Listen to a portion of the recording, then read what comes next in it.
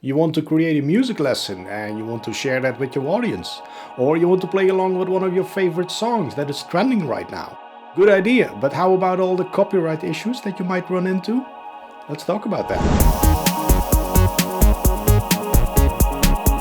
Hi there, Maurice here. If you're new to this channel and you want to know all about growing on YouTube as a musician, then subscribe and hit that bell notification so you won't miss anything. So I can make a whole long video about all the copyright details because YouTube explains it pretty well on their website, and I will put a link in the description below so you can read it and see what is interesting for you or not. But just to sum it up, there are two main things that you should do on your channel from now on to avoid as much copyright issues as possible. So the first thing to do is to not use copyrighted material if it's not necessary. What I mean by that is don't use copyrighted material as the intro song of your video. Try to avoid using it in the background, or try to film in places where they're using copyrighted songs in the background. So for example, if you go to a live show and they're playing some songs that actually have copyright on them, then don't put it in a video and just remove the audio and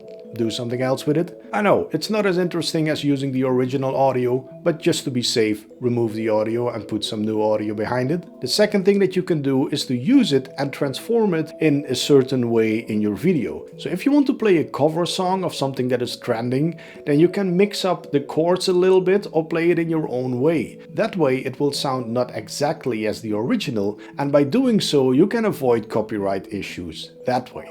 If you use copyrighted material and you transform it in a certain way, then you might be able to use it. If you want to create a music lesson out of a song that is trending right now and you're kind of breaking down the song and not playing along with the full song, then you might be in the clear. If you want to create a play-along video, then it's a little bit more tricky because you're not really changing anything about the song. The only thing that you're doing is playing a certain solo, or you're playing the chords along with it, or you're singing along with it. You're actually using the real song in the background. So if people can hear the song, then there's also a high chance that you can get a copyright claim. One thing to notice is that you don't have to worry as much about getting a copyright claim if you have a small channel and it is not monetized in any way.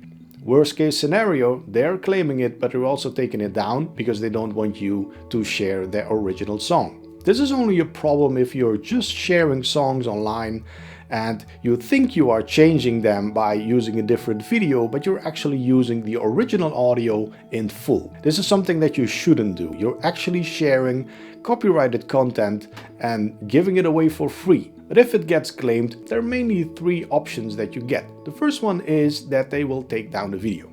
And that's pretty much end of the story.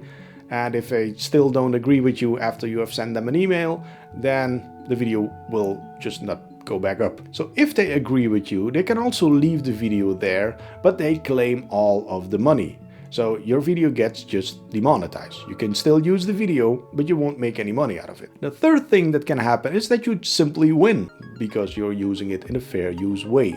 There are links in the description that you should really read if you want to know more about copyright issues that you could have on your music channel. I only covered a couple of things in this video that in my opinion are the most important to know. So in short, don't worry about it too much if you're a small channel and if you're transforming the music in a certain way. It's always gonna be fair use if used properly. Don't forget to subscribe if you want more tips like these about growing on YouTube as a musician, and hit that bell notification so you won't miss anything. And I will see you in the next video.